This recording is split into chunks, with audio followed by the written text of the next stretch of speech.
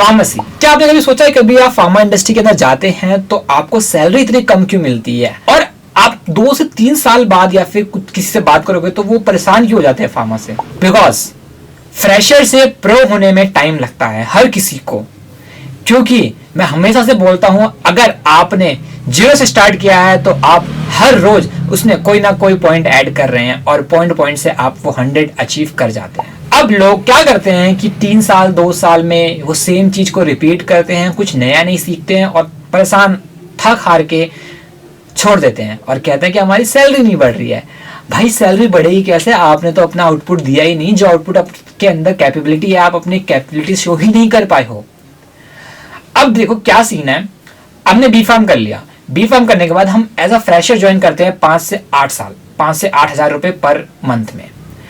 10,000 12,000 ऐसे बढ़ती है।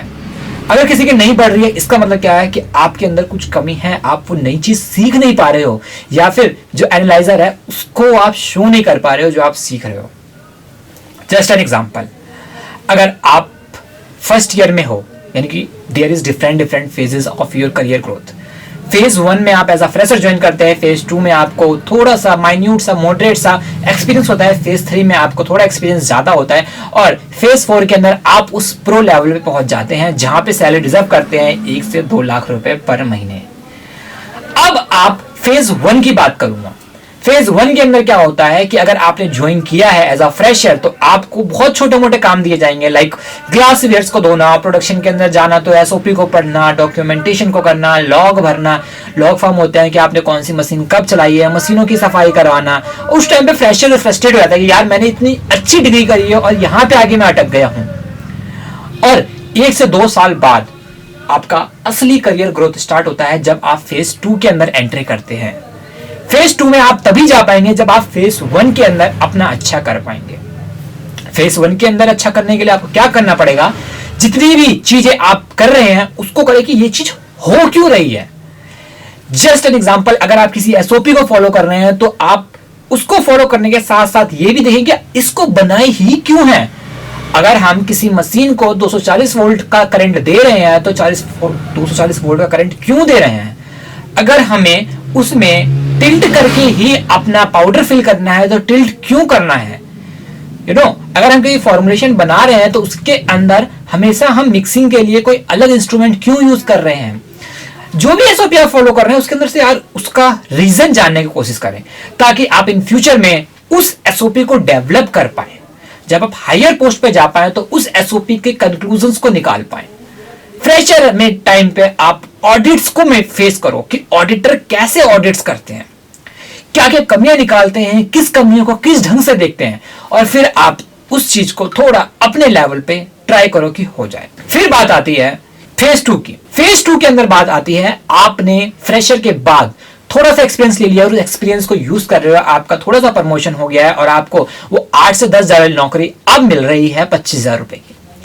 25,000 रुपए में आपको अपना आउटपुट देना है कि जैसे आपकी सैलरी 50,000 रुपए हो। उसके अंदर में आपको जितना भी सीखा है उसको इंप्लीमेंट करो, अपनी प्लानिंग बताओ, अपनी स्ट्रेटेजी बताओ, अपना थोड़ा सा ज्ञान दो, अपना थोड़ा सा इनपुट दो, ताकि सामने वाले को लगे हाँ भाई इसका तो टॉलरेबल है। और जो भी बताए सेंसिबल बातें करें यार, थोड़ी से भी मतलब ऐसे डम्ब जैसी बातें ना करें जो कि अफेक्ट कर सकती है, आपको आपका बैड इमेज शो कर सकती है कंपनी के सामने, आपका बैड इमेज शो कर सकती है 10 लोगों के सामने जो हाई प्रोफाइल बंदे हैं, हाई अथॉरिटी के सामने। फिर आपने 2 साल यहां भी दे दिए फेज 2 में, या 3 साल दे दिए फेज 2 में।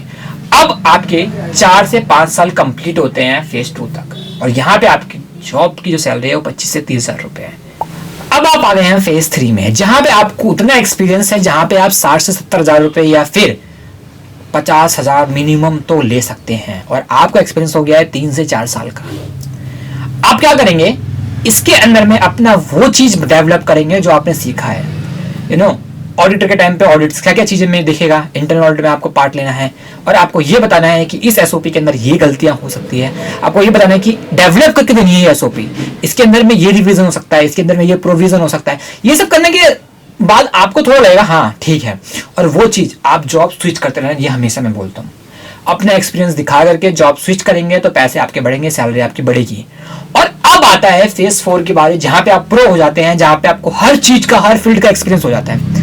आपने फ्रेशर में प्रोडक्शन से लेकर के क्यूसी के अंदर जाना है, हैंडलिंग करना, जीसी, जीएमसी, एचपीएमसी, जितनी भी मशीनें होती है वो सब कुछ देखना है। थोड़ा बहुत रेगुलेटरी में डॉक्यूमेंटेशन को संभालना, और थोड़ा बहुत प्रोडक्शन को देखना, क्यूसी को देखना, क्यूए को देखना। हर डिपार्टमेंट में आपने थोड़ा थोड़ा हाथ मार रखा था कि फ्रेशर में। अब जब आप प्रो लेवल के बन जाते हो, जहां पे आपकी सैलरी 1,20,000, 1,50,000 के आसपास होनी चाहिए, उस टाइम पे आप गाइड कर सकते हो लोगों को, हर डिपार्टमेंट को बता सकते हो कि आपके अंदर ये कमी है, आप इसको सुधार सकते हो, आपके अंदर ये चीज और अच्छी हो सकती है, ये बता सकते हो, और उस डिपार्टमेंट को बेटर बना सकते हो, जो कि बहुत ही फायदेमंद होगी आपके लिए भी और कंपनी के लिए भी।